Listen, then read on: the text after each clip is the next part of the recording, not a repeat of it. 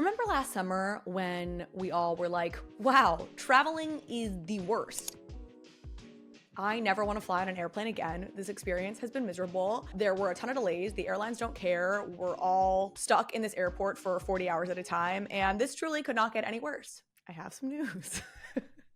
While it may not be getting worse, the airlines do appear to be scheming for new ways to make it more expensive, to take more money out of your pocket for that same shitty experience. So welcome back to the CPR show, where we are bringing you the latest on how that same shitty experience could now come at a new high price. In case you missed it, last July, JetBlue Airlines struck a deal to acquire Spirit Airlines for $3.8 billion. I know some of you are like, how the hell is Spirit Airlines worth $3.8 billion?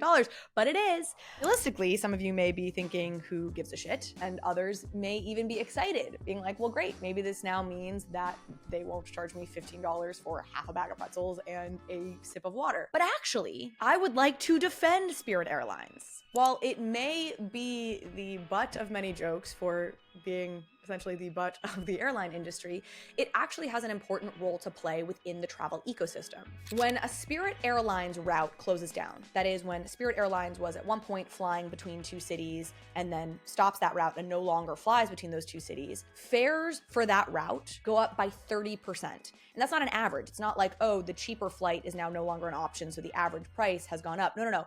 All their airlines, the four big airlines that control 80% of the market, which is American Airlines, United, Southwest, and Delta, they raise the prices of their tickets because they no longer have that lower priced competitor bringing the overall price of the market down. So when Spirit leaves, it actually makes the cost of that route more expensive for everyone. And of course, Spirit Airline also just provides an affordable alternative for folks who don't want to or can't pay a higher priced ticket. There are people who rely on Spirit Airlines for that. And if JetBlue buys them, that could all go away. That is the topic of today's episode.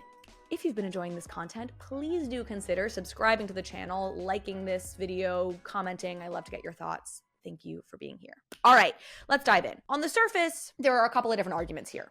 If JetBlue buys Spirit Airlines, they will be a new, bigger entity than the entities they each were when they were separate. Obviously, that's literally the point of a merger or an acquisition. You become bigger. But there are some mixed point of views on what bigger means. The danger of this, some would argue, including myself, I would argue this, is that especially in certain airports where both JetBlue and Spirit Airlines have a really big presence, you could have a bit of a monopoly dynamic go on, where if JetBlue and Spirit are the main airlines flying between certain routes, they now have a monopoly in effect on those routes. And what happens when there's a monopoly? Prices go up. That's what they do. They would be doing a disservice to their shareholders if they didn't raise prices when they could do it, right? It's almost like you now have legal collusion happening between two competitors, because they're now one competitor, but they can kind of collude with each other to raise the prices, but it's not collusion because they're one entity, and that's not how that works.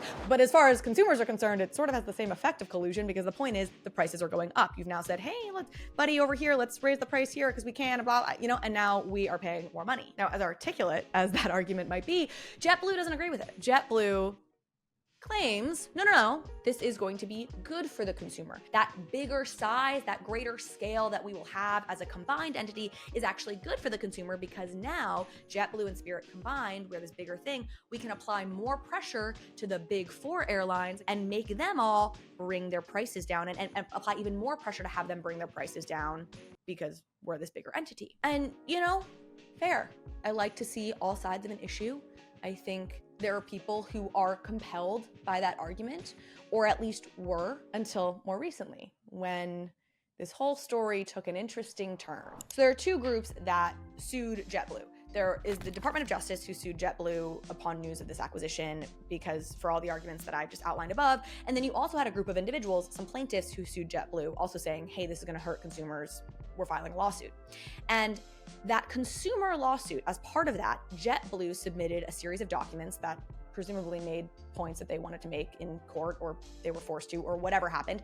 And those documents had some redacted portions to them, some portions that were blacked out, things that JetBlue said, hey, not really relevant, or we don't want the public to see them, or whatever. But as it turns out, those redactions weren't done right.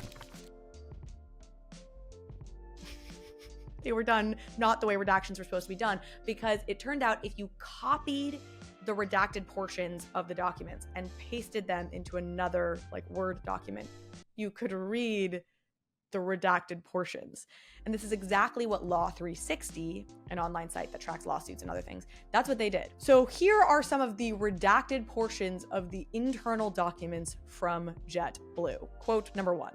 Indeed, JetBlue plans to increase fares on aircrafts it acquires from Spirit by at least 24%. It then also said that this is a conservative estimate and that fare increases may be as high as 40%. 40%! Internal documents from JetBlue saying we're gonna raise prices on Spirit Airlines flights by 24 to 40%. It then went on at another point, and the documents said, quote, JetBlue acknowledges that Spirit's exit from a route results in market-wide price increases of all other airlines serving that route by 30%. Does that sound familiar? Does that sound like the stat I gave you up above? Because yeah, that stat came from internal JetBlue documents. They're the ones that reported this. Unintentionally, of course. Of course, in responding to all of this, JetBlue then says, oh, no, these quotes have been taken out of context. Were they? Or were they just taken out of blackouts? Like they were just taken out of the redaction. I'm pretty sure that JetBlue, by trying to redact these things, are the ones who are quite literally taking them out of context. They are taking these quotes out, period. I mean, in all seriousness, this whole thing is frustrating, right? It's frustrating to know that you're going to be raising prices on consumers, which you could argue is screwing over consumers, and then simultaneously make the argument that no, this is actually going to be good for consumers. But it's all the more cynical and frustrating because the people who are going to be most affected by this are the people who can least afford to be affected. Again, hurting Spirit Airlines, removing Spirit Airlines from certain routes, that's going to make flights more expensive for everyone, regardless of your income level. But it's especially going to hurt people who can't afford flights other than Spirit Airlines, because those flights are now going to go up by 24 to 40%.